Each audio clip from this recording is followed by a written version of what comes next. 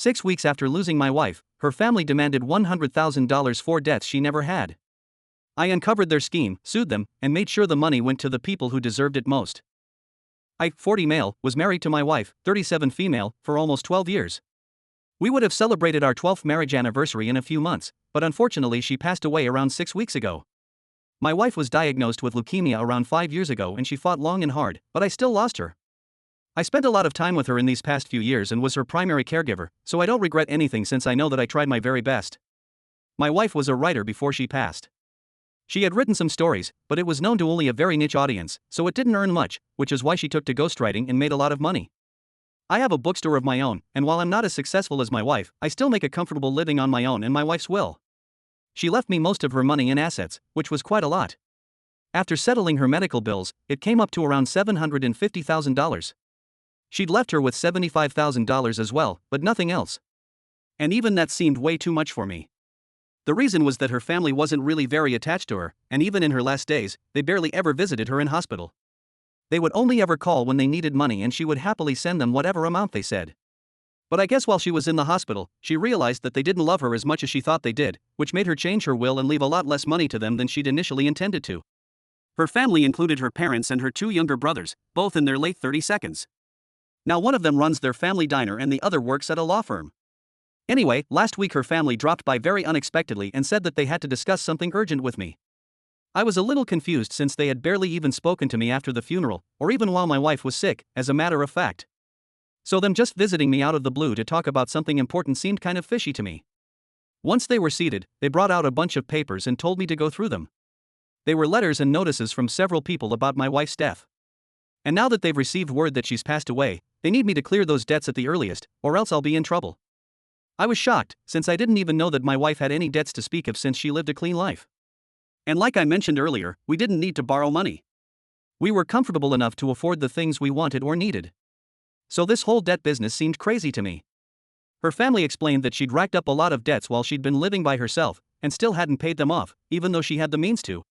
She told them to keep it a secret from me, but now the debtors were harassing them and they couldn't afford to pay it all off at once, since it was all coming up to $100,000 because of the time and interest. I was dumbstruck at that moment, since even though I definitely could pay it all off, it would create a significant debt. And I also found it very hard to believe that someone as meticulous as my wife would refuse to pay her debts. There was a short period before we met, and after she'd moved out of her family home, where she'd been living on her own and hadn't yet made it as a writer yet, that she told me about. So that part of the story definitely checked out. She'd even confessed to having a hard time dealing with the bills, and said that she'd had to take up several tutoring jobs to be able to make ends meet before her book was finally published. But she never mentioned anything about loans or debts, and not once in our 12 years of marriage had anything of the sort ever come up. So her family's visit and these papers had taken me by surprise. I could hardly believe that my wife would do something like this and keep such a huge secret from me. And the more I thought about it, the less likely it seemed. I told her family that I'd need some time to arrange for the money, since they'd requested it to be in all cash. And they seemed kind of annoyed that I wasn't just handing them over the money right then and there. But they didn't say anything, and told me I had a week. The next day, however, I decided to talk to my late wife's secretary to discuss her finances, because something about this whole situation just seemed off. I asked her if my wife had ever mentioned any debts of the sort, and even showed her the papers, and she looked just as surprised as I did. She told me that my wife had absolutely zero debts left to clear before she passed, and so these were news to her. These debtors were all loan sharks as well, so I didn't really have any way to check out if they were legit or not. And so-called documents that I'd been handed were mostly letters about how it would be unwise to try to evade them any longer, now that they'd finally tracked us down and seemed threatening. If I'm being honest for a second, I thought my best bet would be to just give her family the money and let them take care of it all, but I just couldn't shake the feeling that I was being toyed with. So I decided to speak to my wife's best friend, her cousin, and she ended up telling me a lot of things that drove away any fear that I had. She told me that all those papers that I'd been handed were probably forged by my wife's parents, since they'd been after her money ever since she made a name for herself as a writer. She had even left home voluntarily. She'd been kicked out by her parents after college since she'd wanted to be a writer, and her parents didn't think it was a very stable career option. After a lot of fights and arguments, they told her that they weren't interested in speaking to her unless she started making sufficient money and kicked her out. That really hurt her. But she didn't turn back or give up and started working part-time as a waitress, tutoring kids, and even working on her books alongside all of that to keep going. And no, she'd never taken a single loan from anyone and was completely self-made. My wife's friend was 100% convinced that my in-laws were lying to me and told me to test my theory by speaking to my lawyer and cross-checking and just to decline my in-laws' requests to see how they react. So I took her advice and decided to tell her family that I was not giving them any money and I would deal with the debtors directly myself. And just as I'd expected, they were outraged at the suggestion and started telling me that the money had to be handed over to them first, in any case. And my refusing to do so meant that I didn't trust them. I was already feeling pretty suspicious about the whole situation, and their reaction just confirmed all my doubts. They most definitely were lying, and all it would take was for my lawyer to deduce if the documents were forged or not. So after a couple of days, he confirmed that all the loan sharks that they named had been contacted and none of them had ever even heard of, let alone loaned any money to my wife. So she was in the clear. I just couldn't believe that her family was harassing their late daughter's husband for money just a couple of weeks after her passing. This was the lowest thing that they could do, and they did so. Honestly, if they just asked me for I probably would have given it to them anyway, because I have way more than enough right now to lead a comfortable life.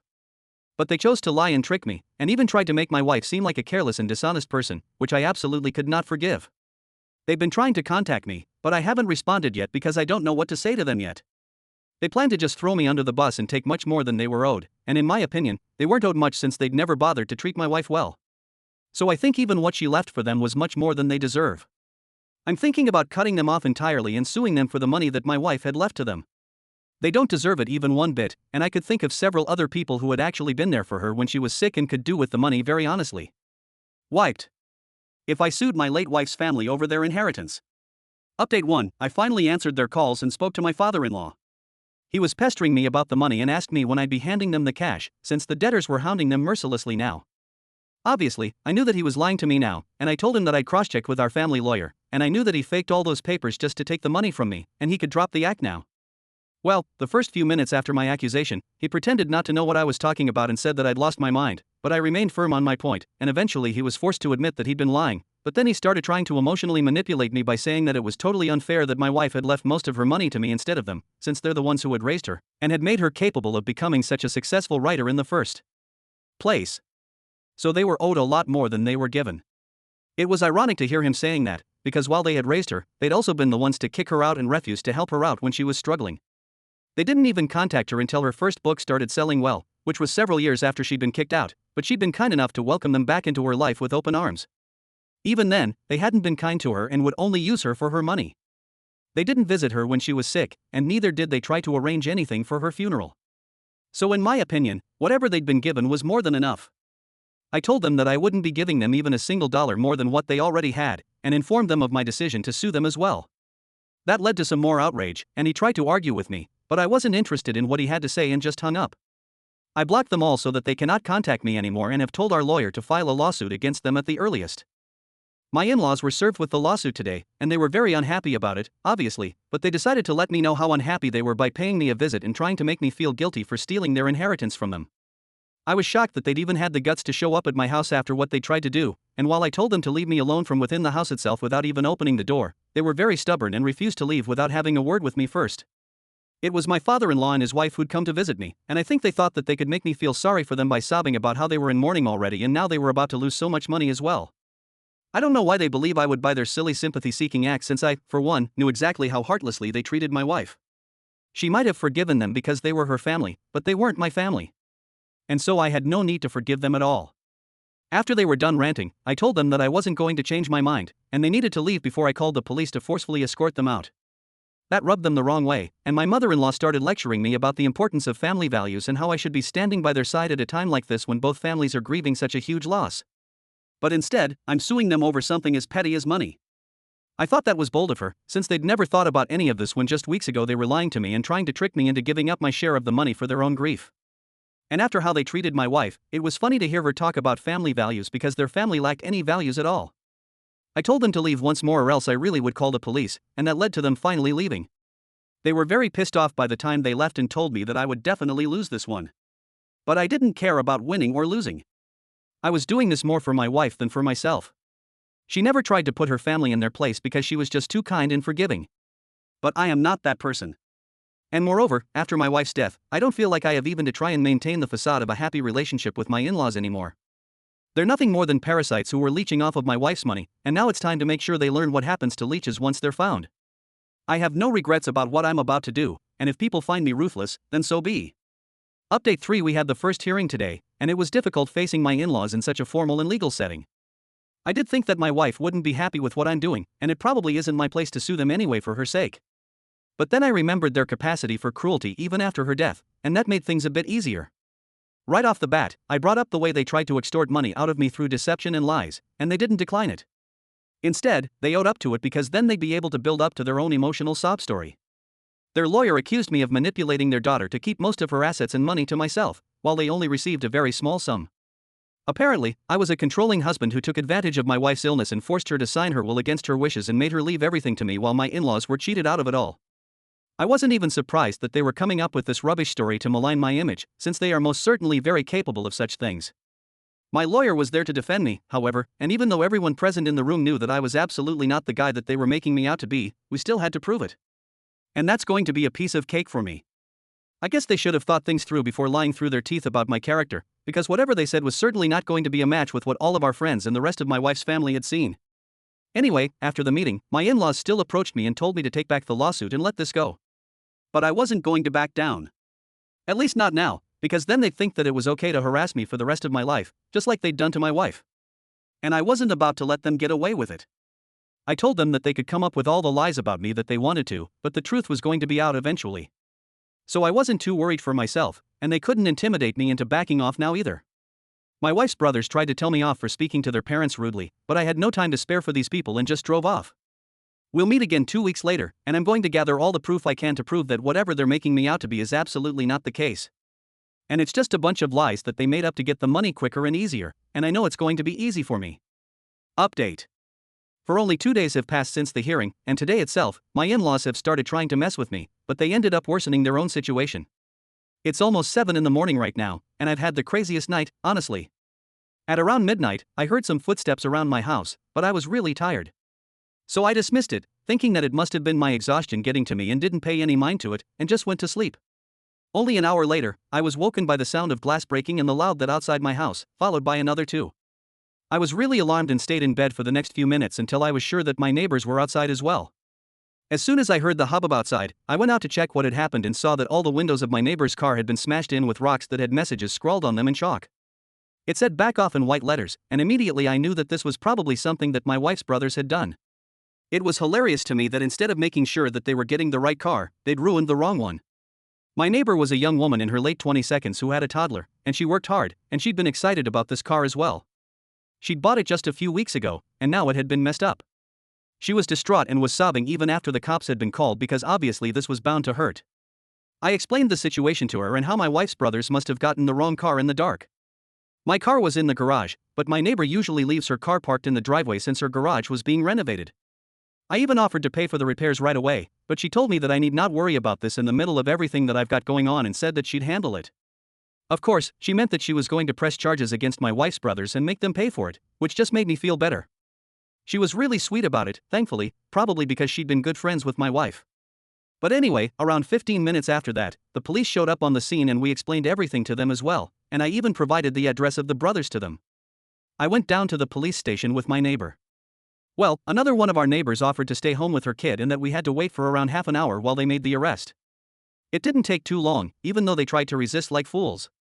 They'd been so sure that they had the right car and that I wouldn't dare call the cops on them, that they'd been caught completely off guard. Once the police showed up and were trying to escape through the fire escape, which obviously didn't work, and even after that, they tried to push aside the officers present and make a run for it. So things were looking pretty bad for them. Once they saw me, they started screaming at me about how all of this was my fault and I'd killed their sister, as if their dramatic outburst was going to help their situation in the slightest. After my neighbor had pressed charges and had identified them as the perpetrators, we were free to go. I got home around an hour ago and haven't been able to sleep since then, since I've been pretty stressed out all about this as well. I just want them to leave me alone at this point. 3 weeks have passed since I last updated you guys on what was happening, and I'm happy to inform everyone that my in-laws no longer have the $75,000 that they'd inherited from my wife. They had to settle and give it all to me. Plus, they had to pay my neighbor for the damage they'd caused to her car as well. My wife's brothers got into quite a fair bit of trouble for what they'd done, and it went on their record, which helped me prove my point in court about them being greedy for money and nothing else. Of course, the evidence was stacked against them otherwise as well, so it was no big surprise that they lost the suit. My in-laws haven't contacted me since then, and I'm thankful for that. Good freaking riddance, honestly. Anyway, like I said, I had no intention of keeping the money for myself since I was content with whatever I had. Instead, I split the money between all the people who had actually been there for my wife when she needed it the most. I paid off her secretary with the sum even though she said she couldn't accept it, but I know for a fact that my wife considered her practically family, and it went both ways. So after much insistence, she accepted it as a gift from me. I also sent a bit of money to her cousin, who had visited her every single weekend even though she lived 2 hours away, but she'd still driven down to the hospital to see my wife and make her feel better about everything. She's a really happy-go-lucky woman, and the only 2 times I've seen her tear up was first at my wife's funeral and second when I handed her the check and thanked her for always being there for us. This whole process was really emotional for me, but I'm glad that I went through with it and did something good for the people who'd been there for my way. I hope she's happy wherever she is.